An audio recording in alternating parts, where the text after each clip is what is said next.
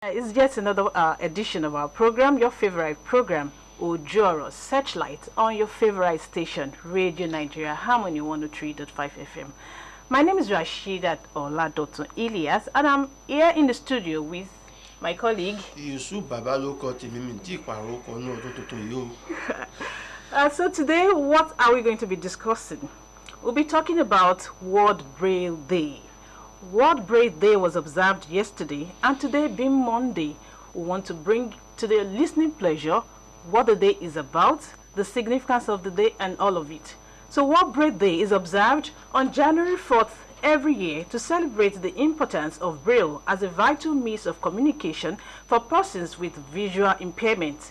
The day serves as a reminder that access to information is a fundamental human right for all, no matter the challenges one has. So on today's edition of Ojoro Searchlight, we have joining us on the program experts on inclusivity. We have from Lagos, Mr. Yinka Olaito.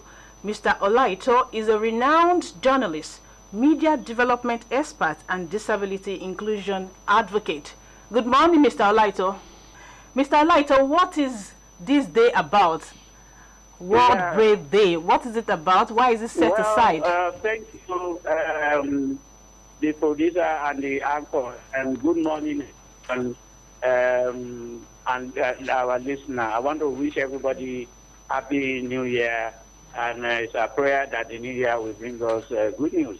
Right? Yesterday was International Braille Day. International Braille Day was established in 2019 by United Nations to celebrate the discovery of Braille as an opportunity. So, World Braille Day was to mark the opportunity with those people that we some mislead as the blind, opportunity to communicate with other people, to be able to gain knowledge, learn. But more importantly, it is to create an awareness for issues that persons with visual impairment are facing in the society.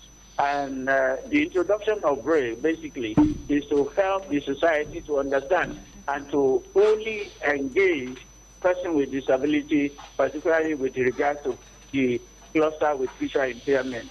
So I think that it's a day that is important because of our ignorance about people with visual impairment.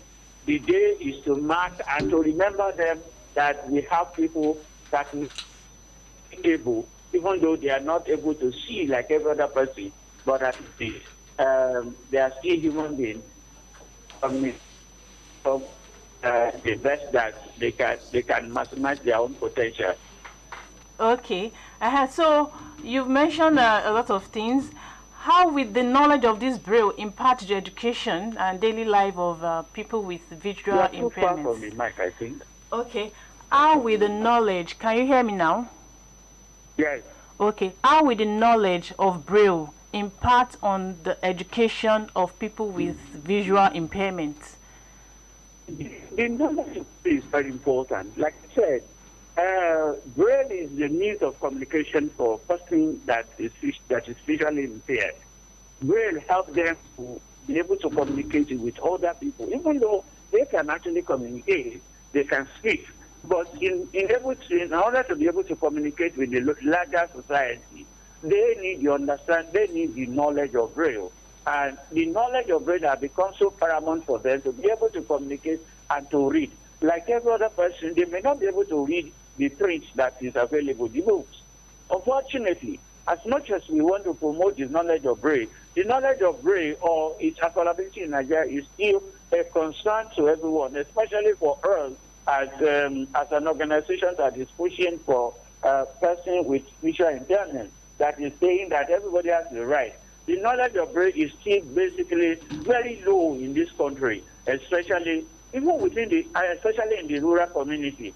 Only the people that are well educated understand this better, and they give that value to their children. So the knowledge of Braille for now among our people is still very low, even though it's a bit better than what we used to have 10 years or 15 years ago. But because now because of the school for the blind and all those specialized schools that we have, knowledge of braille is getting more, people are getting more exposed, and people with children that are visually impaired are now getting to know that their children with visual impairments can also become better, and they can also function well within the society if they get the knowledge. Based on your assessment, your experiences, do you think Nigeria has the capacity, enough capacity, to train persons with visual impairment with Braille? Braille, let me rephrase the question if I get it very right. That based on our experience, what have been the challenges of persons with visual impairment in getting in using Braille, or what are the challenges they face in the society? Is that correct? It's not the challenges. Now the capacity. Do we have enough teachers? Do we have enough? Do we have enough Braille in the country? Enough Braille teachers. Like I said in my opening remark, I have said that we do not even have enough that can go around. Unfortunately, we have problem of data in Nigeria because we do not have. Yes, the population of persons with visual impairment is over 1 million now, and people know, we know that in Nigeria. But if you go through our schools, not even school, you don't even need, Braille is not only used in school for the blind. Braille is used everywhere. Unfortunately, we discovered that the capacity for people to acquire Braille sometimes may go beyond the people in the rural environment. So I have seen cases where a very visually impaired person want to attend school, and they said that I have a friend that I was talking to yesterday, a visually impaired person. They said that when he applied to go to read law, they told him that the school only has 2 Braille, the whole department there, and therefore, if he can purchase his own, so he had to beg somebody to actually help him purchase one. What am I saying at life? And that was like 10 years ago. The situation has not improved significantly as we want, even though there has been a marginal increase in availability of Braille across Nigeria. But you go to every school, go to special schools at the primary level, we find out that availability of Braille is still less than 15%. It cannot even go around often. So if you're in places where you have it at all, you're looking at 20 or 35% for the available students. And that's why most people in the rural school, because going to school is to go ahead. And if you cannot have what it takes to learn, why do I have to bother myself? And it is really, really disheartening that at 2026 we are still talking that Braille is not there. I give you an instance of a lady that we are working with, Uche Olivia. Uche Olivia, on her own, had become a licensed nurse. And unfortunately for her, she wants to go back to school, become a nurse that is specializing in mental health.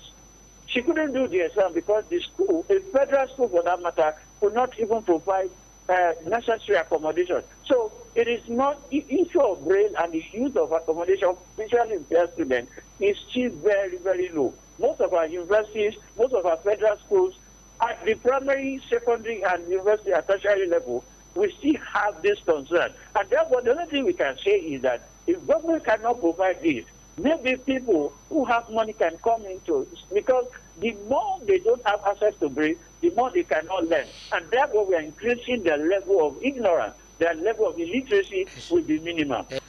Okay, so this is where we call it a day on our program, Ojoro Searchlight. We have, we've been talking to 2 guests, Mr. Yinka Olaito, a journalist, a media development expert, and disability inclusion advocate.